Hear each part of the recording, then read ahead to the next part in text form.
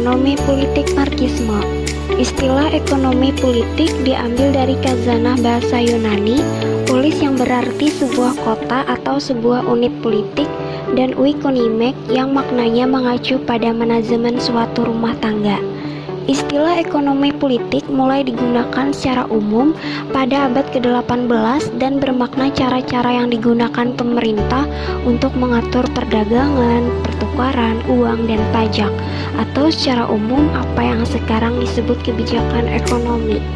Dalam perkembangannya, istilah ini mulai diterapkan pada bagian masalah dan persoalan ekonomi lainnya. Ekonomi politik Marxian bersumber pada ajaran-ajaran ekonomi politik klasik Inggris, terutama dasar-dasar teori nilai kerja yang dikemukakan oleh Adam Smith dan David Ricardo. Ekonomi politik Marxian merupakan kritik terhadap sistem ekonomi pasar atau kapitalisme. Pilar kelembagaan kapitalisme tersebut diyakini oleh Marx sangat deeksploitatif karena menempatkan tenaga kerja subordinat berhadapan dengan pemilik modal. Hal ini bisa terjadi karena dalam kapitalisme penciptaan pranata-pranata faktor produksi selalu terlambat dari percepatan inovasi produksi atau teknologi.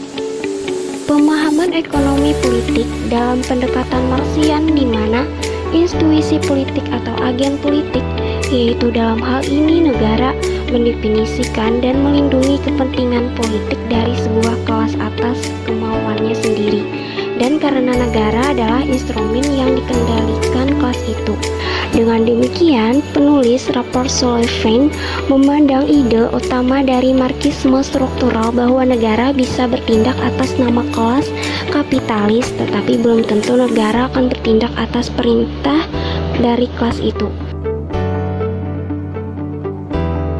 Pendekatan politik revolusioner. Dalam pendekatan yang paling radikal ini, politik tidak merujuk pada kebijakan yang dirancang untuk mengkompensasikan keterbatasan masyarakat pasar, seperti yang digunakan kaum klasik, melainkan sebagai perubahan besar-besaran dalam struktur politik itu sendiri. Karena perubahan seperti itu suka dilakukan secara damai, maka diperlukan aksi yang sifatnya radikal dan revolusioner. Walaupun Marx berangkat dari titik anjak yang sama dengan kaum klasik, yaitu dengan analisis tentang kapitalisme pasar, tetapi analisis Marx tentang sifat slave organizing kapitalisme sangat berbeda dengan kaum klasik. Bagi Marx, kapitalisme besar bukan hanya tidak bersifat slave organizing, tetapi karena ketamakan hukum kapitalis, justru menjadikan sistem ini mengandung sifat menghancurkan diri sendiri atau slave desperation. Kontribusi utama Marx bukan tentang penyebab revolusi atau faktor-faktor yang memfasilitasi organisasi politik, melainkan pada upaya-upayanya memperlihatkan kondisi-kondisi bagi terjadinya revolusi, yaitu tentang kelas yang terpolarisasi, konsentrasi kapital, pengangguran dan buruh yang diupah rendah, yang semuanya endogen dalam model pembangunan kapitalis. Pendekatan politik kompromi kelas. Nah, berbeda dengan pendekatan revolusioner, pendekatan kompromi kelas berkembang belakangan dikembangkan oleh kalangan Marxian. Bagi pendekatan ini, revolusi dan kekerasan bukan jalan satu-satunya yang dapat ditempuh untuk menuju cita-cita sosialisme, tapi bisa melalui kompromi atau politik kesepakatan kelas. Anggapannya seperti ini: mendorong partisipasi buruh atau pekerja untuk memperjuangkan kepentingan melalui kelompok kepentingan, partai politik, dan proses pemilu legislatif dan presiden. Bagi pengikut pendekatan ini, sosial demokrat, kaum pekerja dapat memperjuangkan kepentingan melalui kekuasaan dan pengambil alihan kekuasaan secara damai, dengan menguasai negara dengan menentukan kebijakannya yang milik mereka.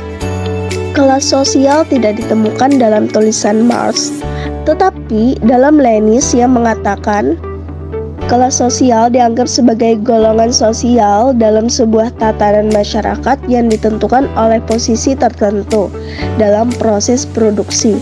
Walau tidak terlalu jelas apakah intelektual, pegawai negeri, mahasiswa itu juga kelas tertentu. Nah, tetapi Marx mengatakan sebuah kelas baru dianggap kelas dalam arti sebenarnya apabila dia bukan hanya secara objektif merupakan golongan sosial dengan kepentingan tersendiri, melainkan juga secara subjektif menyadari diri sebagai kelas, sebagai golongan khusus dalam masyarakat yang mempunyai kepentingan-kepentingan spesifik secara mau memperjuangkannya. Dalam setiap masyarakat akan ditemukan kelas penguasa dan kelas yang dikuasai. Menurut Marx, masyarakat saat itu terdiri dari 3 kelompok, yaitu kaum buruh, mereka yang hidup dari upah, kaum pemilik modal, hidup dari laba, dan para tuan tanah yang hidup dari rente tanah. Tetapi, akhirnya tuan tanah dan pemilik modal menjadi satu berhadap-hadapan dengan para buruh. Keterasingan karena para buruh tidak punya modal atau tanah, sehingga ia harus bekerja untuk orang lain demi mendapatkan upah. Disinilah awal keterasingan bekerja bukan untuk diri sendiri, pengembangan perealisasian diri tetapi sekedar upah. Sebenarnya ada saling ketergantungan, tetapi ketergantungan itu tidak seimbang.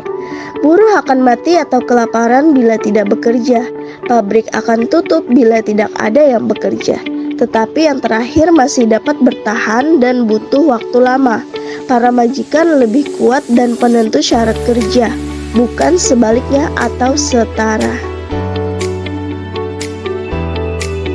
4. Pendekatan teori negara Marxian. Marxisme adalah sebuah paham yang mengikuti pandangan-pandangan Karl Marx. Marxisme adalah buah karya intelektual lantaran doktrinnya digunakan secara politik dan menghadirkan fenomena intelektual yang penting sampai saat ini.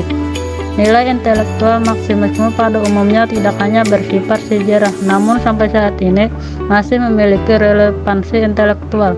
Karya Marx mengandung pernyataan-pernyataan kaya makna tentang unsur dan struktur masyarakat yang perlu menjadi perhatian, terlepas dari masalah politik atau ideologi.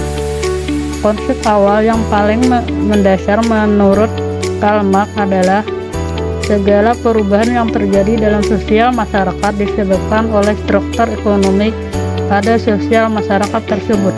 Sebuah ekonomi yang unggul dalam masyarakat akan membentuk dan mewarnai seluruh sosial masyarakat. Menurut Marx, semua sistem ekonomi dan politik telah dikuasai oleh kelas atas para penguasa negara.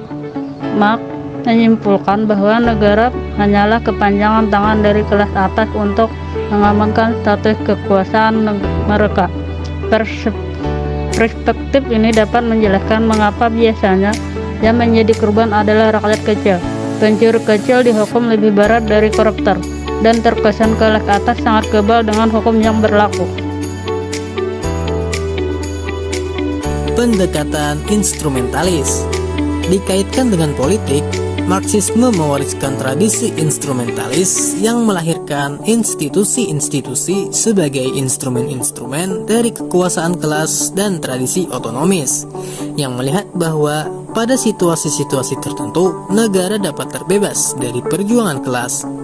Instrumentalisme adalah salah satu contoh model ekonomisme yang memperlakukan lembaga-lembaga ekonomi politik dan ide-ide serta perubahan dalam keduanya sebagai variabel dependen mode produksi. Tradisi instrumentalisme dengan amat jelas mampu memperlihatkan siapa yang ditekan dan siapa yang menekan dan bagaimana penekanan ini bisa dihindari. Dalam tradisi instrumentalis, secara analisis biasanya yang ditelaah adalah kaitan antara sosial dengan politik, serta siapa yang menjadi kelas penguasa, yang dalam hal ini adalah mereka yang memiliki mode produksi, pertukaran, dan distribusi. Analisis seperti yang dijelaskan sebelumnya dikritik oleh baik kaum Marxis sendiri maupun oleh kelompok non-Marxis.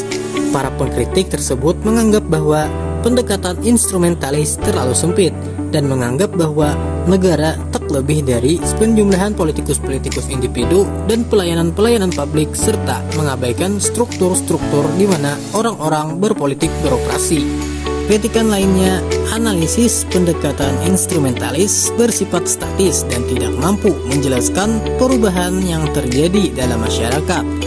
Pandangan instrumentalis paling hanya mengadministrasikan perjuangan kelas tanpa penjelasan, mengindikasikan hasil tetapi bukan dinamika yang menghasilkan dan mengubah hasil itu sendiri.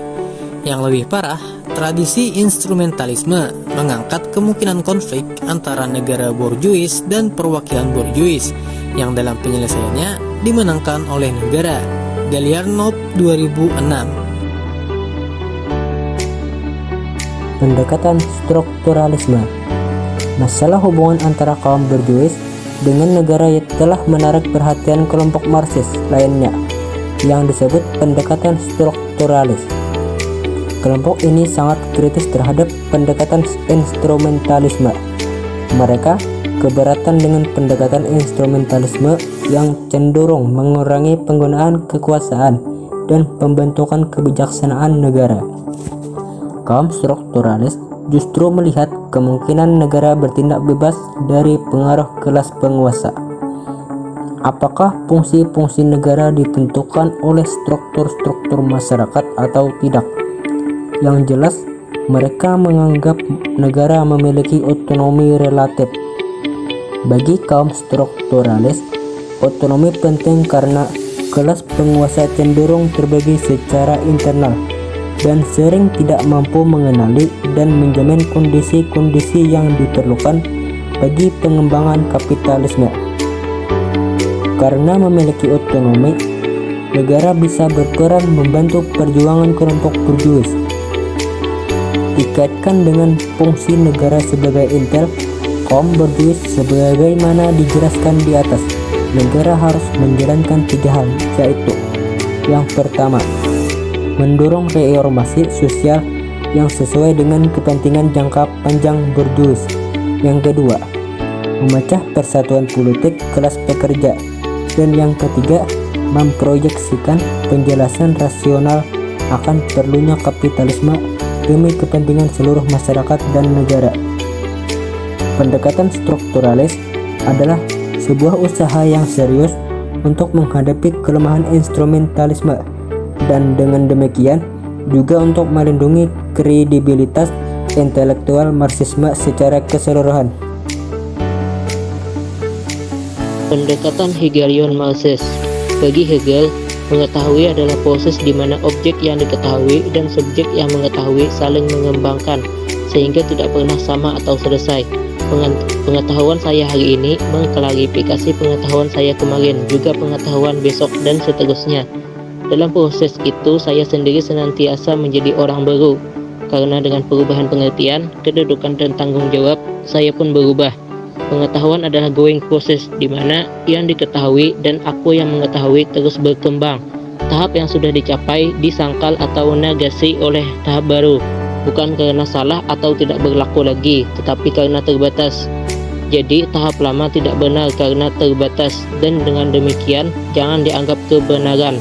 Tetapi yang benar dalam penyangkalan dipertahankan, itulah inti dialektik Hegel yang merupakan wujud pengetahuan manusia. Dalam bukunya Phenomenology of Mind, Hegel mengatakan, pengetahuan absurd terjadi bila semua realitas sudah total lengkap karena filosof atau seseorang sudah menemukan seluruh realitas. Karena tidak ada yang asing sama sekali bagiku. Dengan itu, maka pengetahuan disebut absurd. Bagi Hegel, filsafat yang sampai pada pengetahuan absurd itu bahkan mengatasi agama. Bagi Hegel, roh semesta sendiri merupakan proses yang menemukan diri melalui liku-liku perkembangan kesadaran diri dan kemajuan pengetahuan yang akhirnya menyatu dalam pengetahuan absurd. Menurut Hegel, agama adalah pengetahuan absurd dalam bentuk simbolis, sedangkan filsafat dalam kenyataannya karena sadar akan dirinya sendiri, bukan karena sudah tahu semua, tetapi semuanya dapat dimengerti, semuanya dipahami sebagai sudah semestinya. Dengan memahami segalanya, rasa kaget, kecewa, frustasi hilang. Semuanya menjadi bening, bukan karena menguap semacam pengalaman mistik, melainkan seluruh pluralitas tetap ada tetapi dipahami sebagai tahap-tahap dialektis dalam perkembangan roh semesta yang dalam kesadaran sang filosof menemukan diri.